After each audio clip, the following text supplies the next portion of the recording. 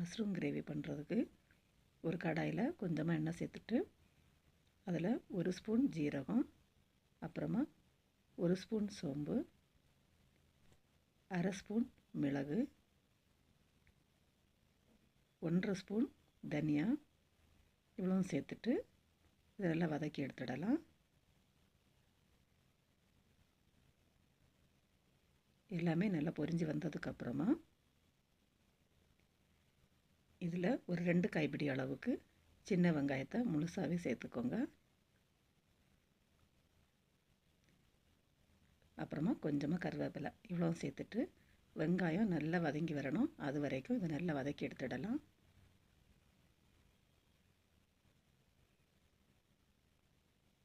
இந்த அளவுக்கு நல்லா பொன்னிறமாக வெங்காயம் வதங்கி வந்ததுக்கப்புறமா 2 மீடியம் சைஸ் தக்காளியை பொடிசாக கட் பண்ணிவிட்டு சேர்த்துட்டு இதையும் நல்லா வதக்கி எடுத்துடலாம்.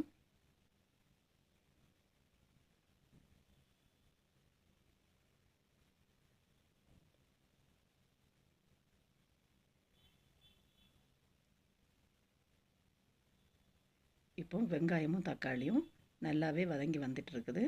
இந்த டைமில் நம்ம ஸ்டவ்வை ஆஃப் பண்ணிவிட்டு ஆற விட்டுடலாம்.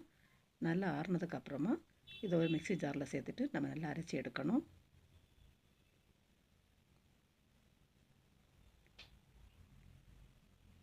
இப்போ நல்லாவே ஆறிடுச்சு. இந்த டைமில் நம்ம இதை ஒரு மிக்ஸி ஜாருக்கு சேஞ்ச் பண்ணிவிட்டு நல்ல பேஸ்ட் மாதிரி அரைச்சி எடுத்துடலாம். இந்த அளவுக்கு நல்ல பேஸ்ட் மாதிரி எடுத்து வச்சுக்கலாம். இப்போ ஸ்டவ் ஆன் பண்ணி ஒரு குக்கர் வச்சுக்கோங்க. அதில் கொஞ்சமாக எண்ணெய் சேர்த்துட்டு 2 துண்டு பட்டை, அப்புறமா 2 ஏலக்காய், 2 கிராம்பு, அப்புறமா ஒரே ஒரு பிரிஞ்சி இலை, ஒரு அரை ஸ்பூன் சோம்பு இவ்வளவும் சேர்த்துட்டு ஒரு பெரிய வெங்காயத்தை பொடிசாக கட் பண்ணிவிட்டு இதில் சேர்த்துக்கலாம்.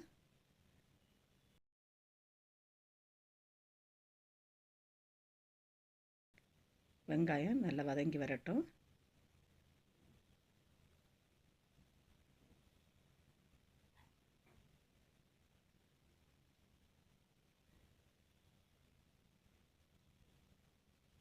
வெங்காயம் இந்த அளவுக்கு நல்லா வதங்கி வந்ததுக்கப்புறமா இதில் ஒரு ஸ்பூன் இஞ்சி பூண்டு பேஸ்ட்டு சேர்த்துடலாம். இந்த இஞ்சி பூண்டோட பச்சை வாசனை போகிறது வரைக்கும் இதை நல்லா வதக்கி எடுத்துடலாம்.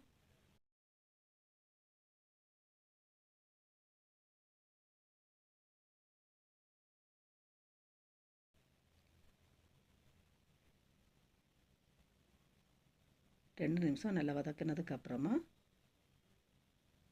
ஒரு தக்காளியை பொடிசாக கட் பண்ணிவிட்டு இதில் சேர்த்துக்கலாம். சேர்த்துட்டு தக்காளியும் நல்லா வதங்கி வர்றது வரைக்கும் இதை நல்லா வதக்கி விட்டுடலாம்.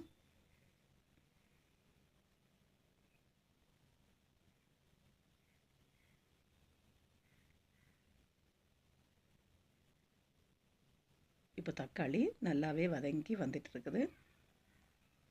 இந்த டைமில் நம்ம மசாலா சேர்த்துடலாம். 1/4 டீஸ்பூன் மஞ்சள் தூள், 1/2 ஸ்பூன் மிளகாய்த்தூள், அப்புறமா 1 ஸ்பூன் மல்லித்தூள், இது கூட அரை ஸ்பூன் கரம் மசாலா இவ்வளவும் சேர்த்துட்டு ஒரு நிமிஷத்துக்கு மட்டும் நல்லா இதை வதக்கி விட்டுக்கோங்க.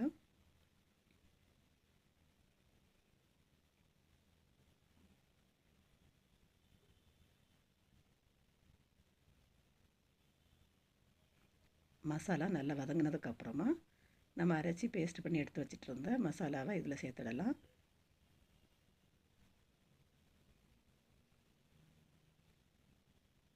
சேர்த்துட்டு ஒரு 2 நிமிஷத்துக்கு மட்டும் இதை நல்லா வதக்கி விட்டுக்கோங்க.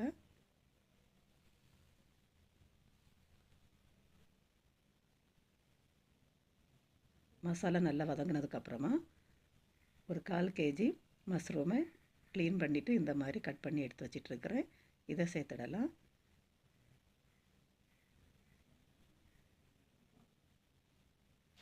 சேர்த்துட்டு இதை நல்லா மிக்ஸ் பண்ணி விட்டுக்கோங்க.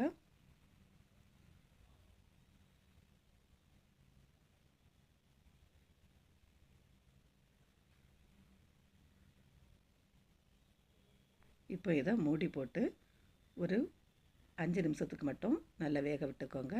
ரொம்ப அதிக நேரம் வைக்க வேண்டாம். மஷ்ரூம்லேருந்து தண்ணி விட்டு இந்த மாதிரி வந்ததுக்கப்புறமா இப்போ இதில் நமக்கு தேவையான அளவு தண்ணி சேர்த்துக்கோங்க. உங்களுக்கு கிரேவி எந்த அளவுக்கு வேணுமோ அந்த அளவுக்கு இதில் தண்ணி சேர்த்துக்கோங்க.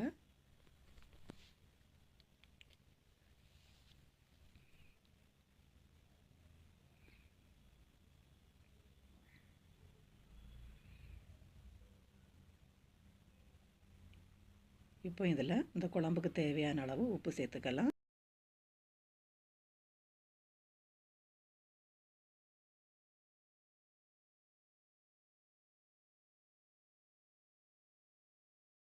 இப்போ குக்கரை மூடி போட்டு ஒரு 2 விசில் வர வரைக்கும் மட்டும் இதை வேக விட்டுக்கோங்க.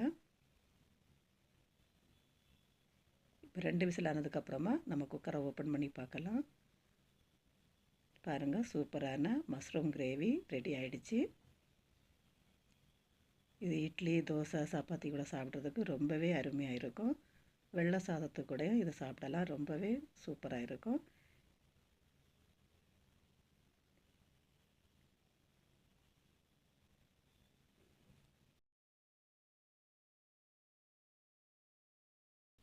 இப்போ கடைசியாக கொஞ்சமாக மல்லி எல்லாம் தூவிக்கலாம். அருமையான மஷ்ரூம் கிரேவி ரெடி ஆகிடுச்சு. நீங்களும் இதே மாதிரி ட்ரை பண்ணி பார்த்து எப்படி இருந்துச்சுன்னு சொல்லுங்கள். மீண்டும் இன்னொரு வீடியோவில் உங்களை சந்திக்கிறேன். நன்றி, வணக்கம்.